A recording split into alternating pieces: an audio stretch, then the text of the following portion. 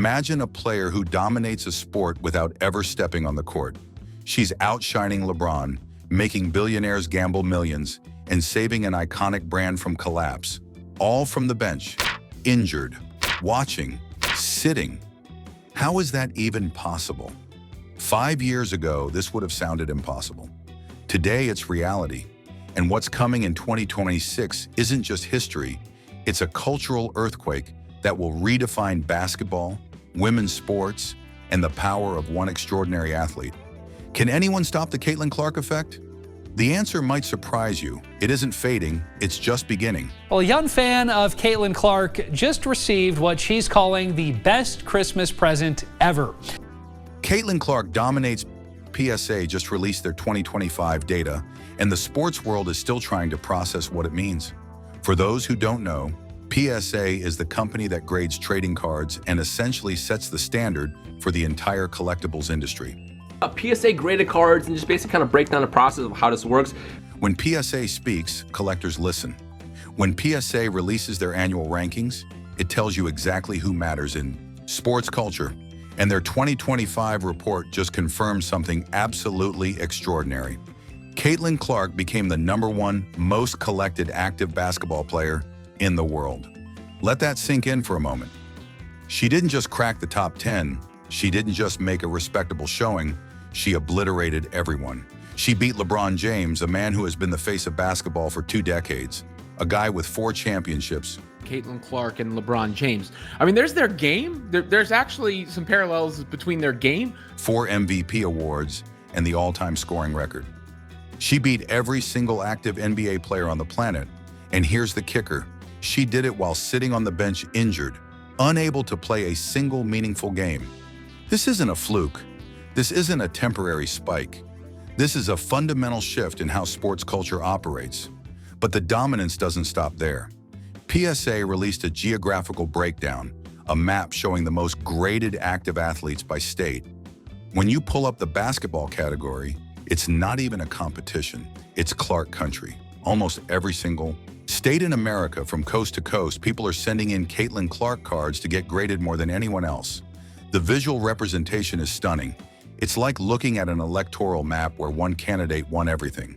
And the numbers back up what the map shows.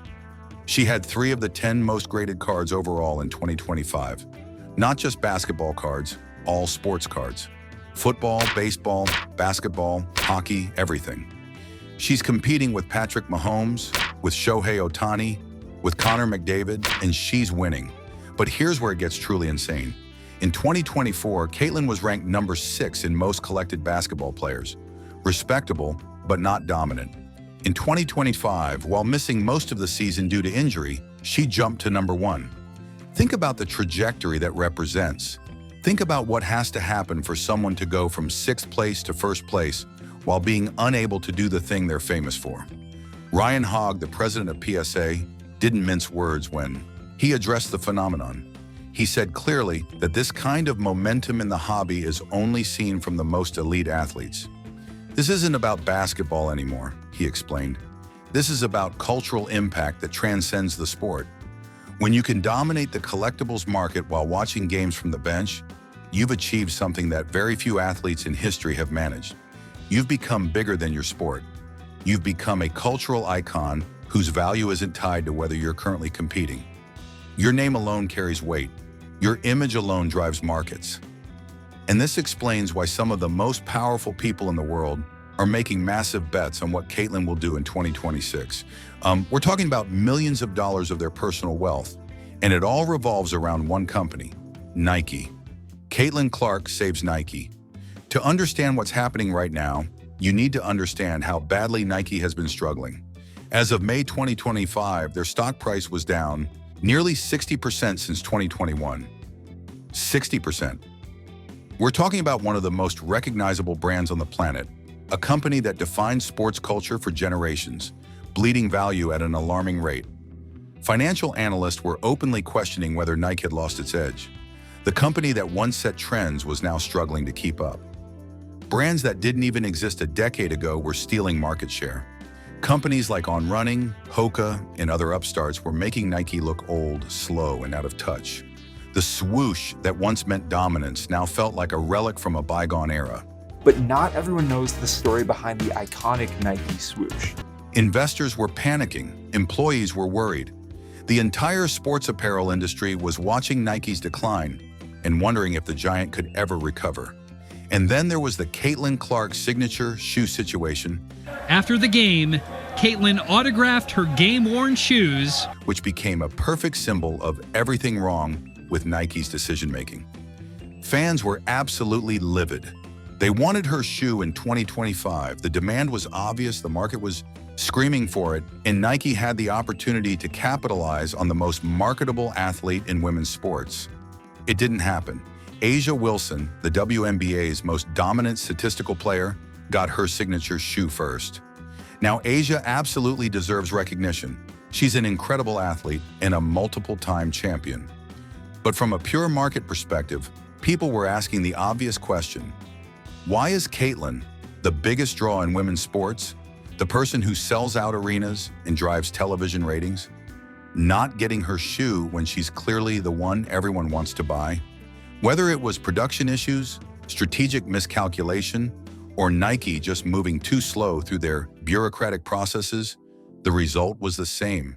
People saw it as another example of Nike fumbling the bag, another sign that the company didn't understand the market anymore, another reason to believe that Nike's best days were behind them.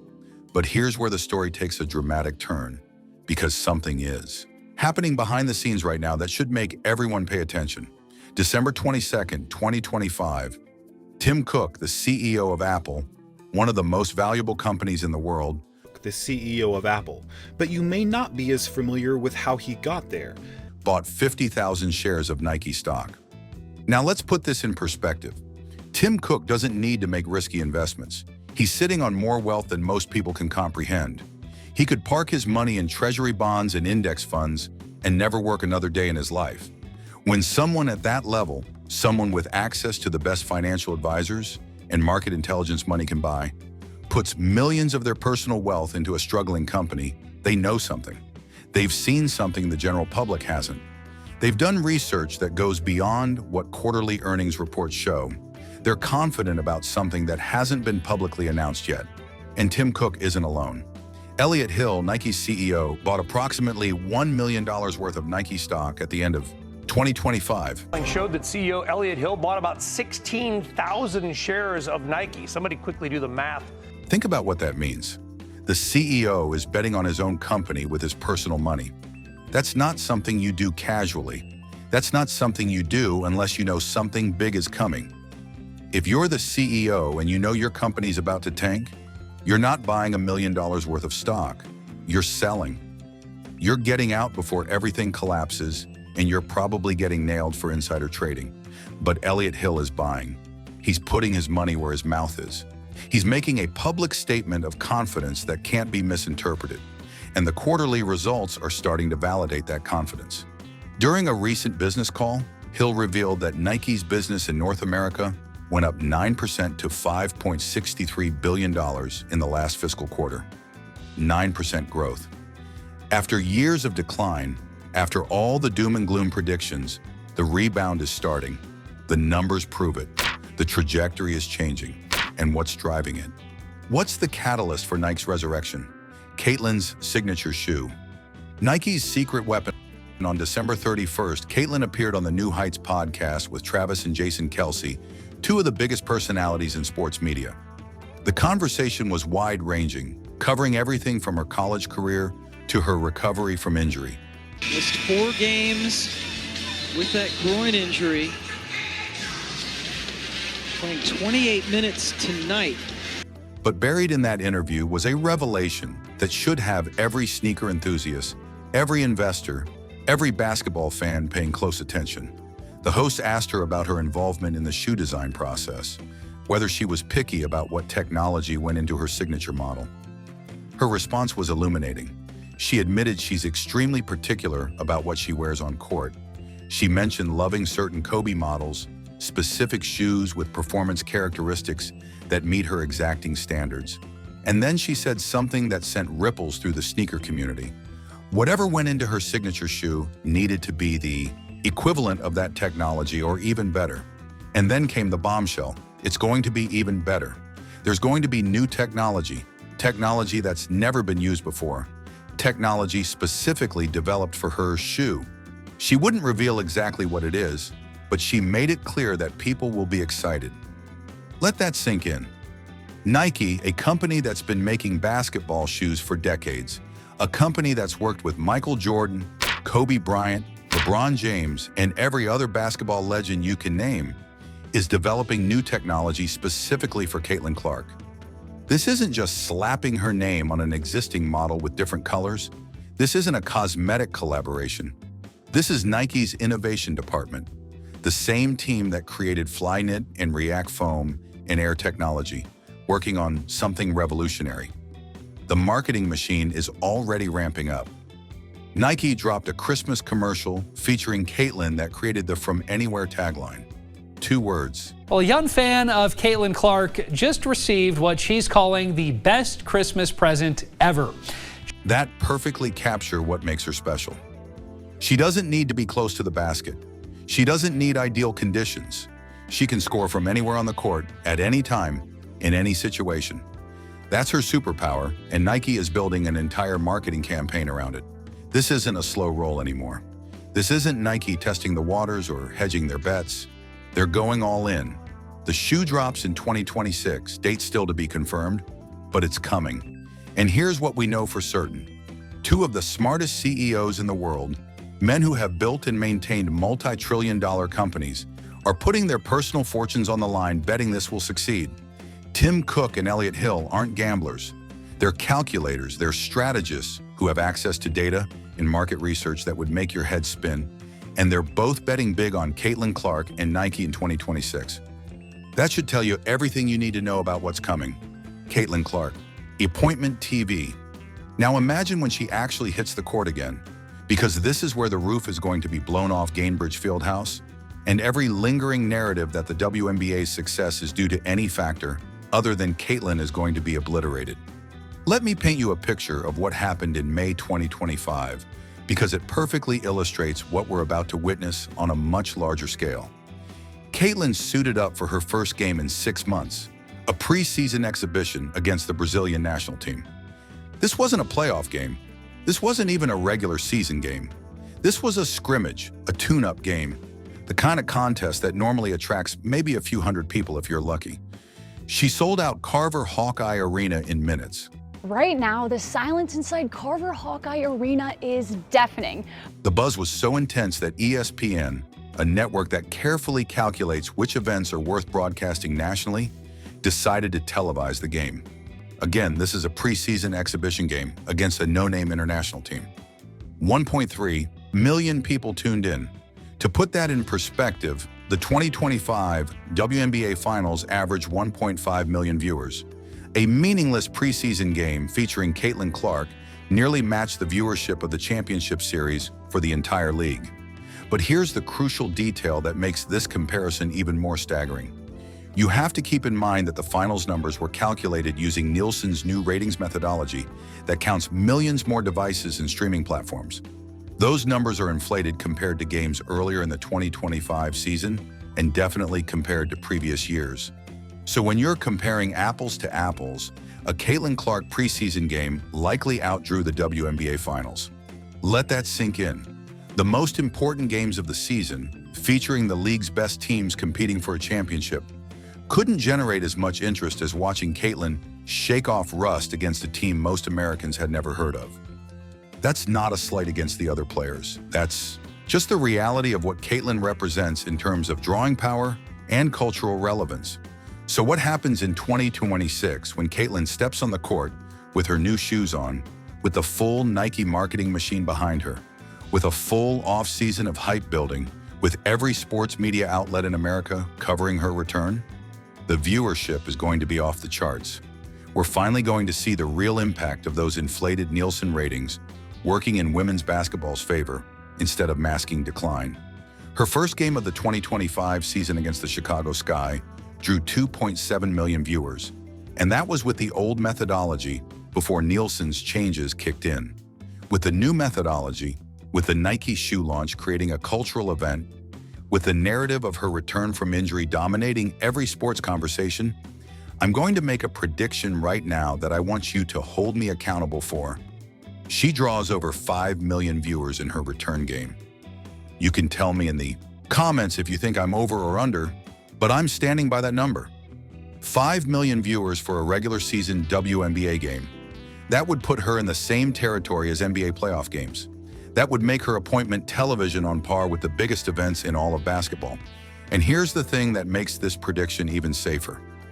With the new media rights deal in place, every game featuring Caitlyn will be nationally televised. The networks aren't going to risk missing out on those numbers. They've learned their lesson. When Caitlyn plays, people watch. It doesn't matter who the opponent is. It doesn't matter what day of the week it is. It doesn't matter if there's other sports competition happening simultaneously. She's scheduled for television. She's must-see TV. She's the reason casual fans who don't follow the WNBA regularly will suddenly tune in. She's the bridge between hardcore basketball fans and the general public. And in 2026, with everything aligned perfectly, we're going to see the full manifestation of her cultural power. Caitlyn Clark is a cultural tsunami. What does all of this prove about Caitlyn Clark? She's bigger than basketball. She's a mainstream cultural figure operating at a level we haven't seen in women's sports, possibly ever. Let's look at the evidence systematically, because when you lay it all out, the case becomes undeniable. Trading cards dominating while injured? Check. She's the #1 most collected basketball player in America, beating every active NBA player despite being unable to play. The WNBA draft is this Monday, and Iowa star Caitlyn Clark is expected to be the #1 pick. Here to comment is Caitlyn Clark. Apple CEO investing $3 million in Nike based on her signature shoe launch? Check. Nike CEO betting $1 million on his own company's recovery tied to her product? Check. Revolutionary shoe technology never used before being developed specifically for her? Check. The ability to draw television ratings that rival or exceed the league's championship series? Check. Selling out arenas for preseason exhibitions? Check. Creating social media meme? Caitlyn Clark. Is a cultural tsunami that transcend basketball and enter mainstream pop culture? Check. This isn't hype. This isn't media manufacturing a story. This is the market speaking clearly. This is consumers voting with their wallets, their attention, and their engagement. Collectors are buying her cards. Networks are paying premium prices to broadcast her games. Nike is investing research and development resources into her signature shoe. Billionaire CEOs are betting their personal fortunes on her success. Every measurable indicator of cultural relevance points in the same direction. Caitlyn Clark has transcended being just a basketball player and has become something much larger. She's a brand unto herself. She's a cultural movement. She's proof that women's sports can generate mainstream interest on par with men's sports when the right athlete emerges with the right combination of talent, personality, and timing. The haters said it would die down. They predicted that once the novelty wore off, once people got used to seeing a woman dominate basketball in ways they hadn't seen before, the interest would fade. They were catastrophically wrong. The interest hasn't faded, it's intensified. They said missing a season would kill her momentum, that absence from the court would make people forget about her and move on to the next thing. They were wrong again. Her momentum has only grown stronger during her time away. The trading card numbers prove it, the CEO investments prove it, the media deals prove it. Everything measurable suggests that Caitlyn Clark's cultural power isn't dependent on whether she's currently playing. Her name alone moves markets. Her return creates event television. Her partnership with brands generates results that justify massive investments. Everything is aligned. The shoes, the broadcasts, the marketing blitz, the millions of eyes waiting, all orbit around a single force, Caitlyn Clark. She isn't just playing basketball anymore. She's reshaping the culture, rewriting the economics, and proving that women's sports can command the same stage, the same attention, the same power as any male counterpart. But the bigger question remains, can the world keep up with this momentum? Can any league, any sponsor, any system harness the gravitational pull of a phenomenon this unstoppable? 2026 is just the beginning, and the next chapter could change everything we thought we knew about sports, influence, and culture. When Caitlyn Clark steps back on that court, the world won't just watch. It will witness a revolution. Witness a revolution. Witness a revolution.